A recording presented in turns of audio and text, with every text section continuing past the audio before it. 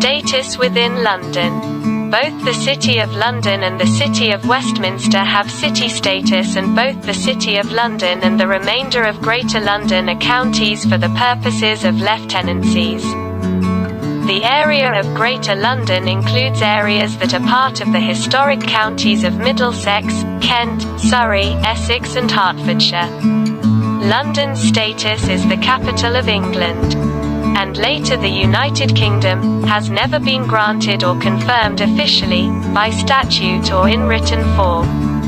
Its position was formed through constitutional convention, making its status as de facto capital a part of the UK's uncodified constitution.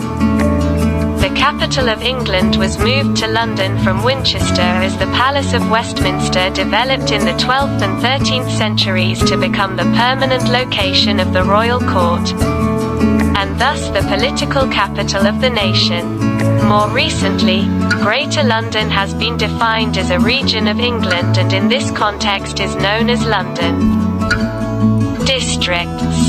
Places within London's vast urban area are identified using district names, such as Mayfair, Southwark, Wembley and Whitechapel. These are either informal designations, reflect the names of villages that have been absorbed by sprawl, or are superseded administrative units such as parishes or former boroughs. Such names have remained in use through tradition, each referring to a local area with its own distinctive character, but without official boundaries.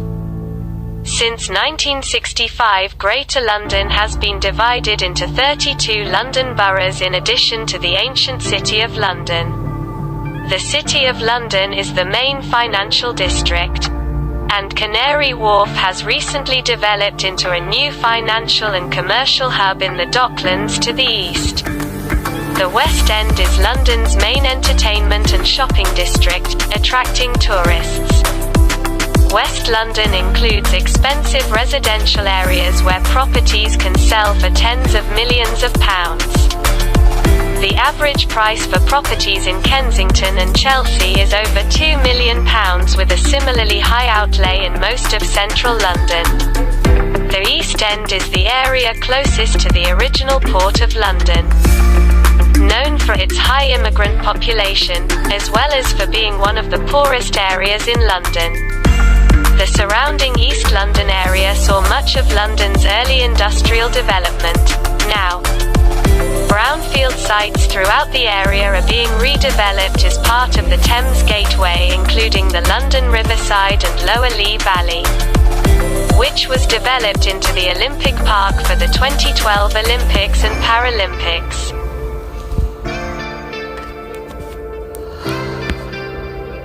Architecture. London's buildings are too diverse to be characterized by any particular architectural style, partly because of their varying ages. Many grand houses and public buildings, such as the National Gallery, are constructed from Portland stone. Some areas of the city, particularly those just west of the centre, are characterized by white stucco or whitewashed buildings.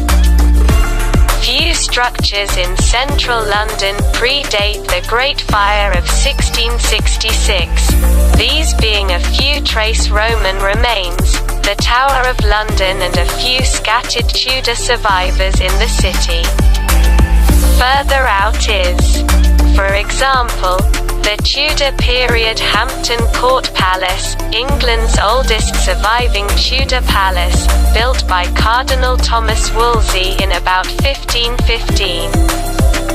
Part of the varied architectural heritage are the 17th century churches by Wren, neoclassical financial institutions such as the Royal Exchange and the Bank of England, to the early 20th century Old Bailey and the 1960s Barbican Estate. The disused 1939 Battersea Power Station by the river in the southwest is a local landmark. While some railway termini are excellent examples of Victorian architecture, most notably St Pancras and Paddington. The density of London varies, with high employment density in the central area and Canary Wharf, high residential densities in inner London, and lower densities in outer London.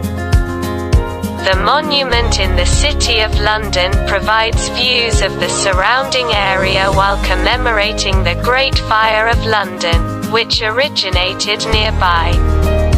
Marble Arch and Wellington Arch, at the north and south ends of Park Lane, respectively, have royal connections, as do the Albert Memorial and Royal Albert Hall in Kensington. Nelson's Column is a nationally recognized monument in Trafalgar Square, one of the focal points of central London. Older buildings are mainly brick-built, most commonly the yellow London stock brick or a warm orange-red variety, often decorated with carvings and white plaster moldings. In the dense areas, most of the concentration is via medium and high-rise buildings. London's skyscrapers, such as 30 St Mary Axe, Tower 42, the Broadgate Tower and 1 Canada Square, are mostly in the two financial districts, the City of London and Canary Wharf. High-rise development is restricted at certain sites if it would obstruct protected views of St. Paul's Cathedral and other historic buildings. Nevertheless, there are a number of tall skyscrapers in central London. See Tall Buildings in London, including the 95-story Shard London Bridge, the tallest building in the United Kingdom. Other notable modern buildings include City Hall in Southwark with its distinctive oval shape, the Art Deco BBC Broadcasting House plus the postmodernist British Library in Somers Town, King's Cross and No. 1 Poultry by James Sterling. What was formerly the Millennium Dome, by the Thames to the east of Canary Wharf, is now an entertainment venue called the O2 Arena.